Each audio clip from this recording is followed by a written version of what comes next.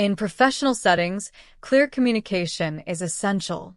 Hi, I'm Jen, an educator at YourEnglishPro, where we help professionals communicate with clarity and confidence. And our word of the week is lucid.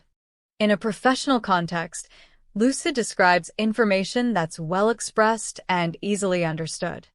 You'll often see lucid alongside words like explanation, analysis, or communication.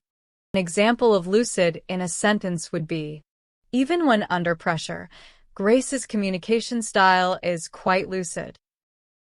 On a personal level, lucid describes your state of mind as being mentally clear or aware.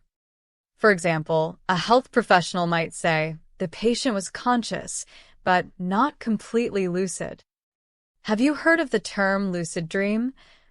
It means you're aware that you're dreaming while still asleep. A sentence example in this case could be, I've been practicing techniques to have more lucid dreams. Can you write a sentence using lucid in a professional or personal context? Share it in the comments and subscribe to our channel for advanced vocabulary to enhance your clarity and expression.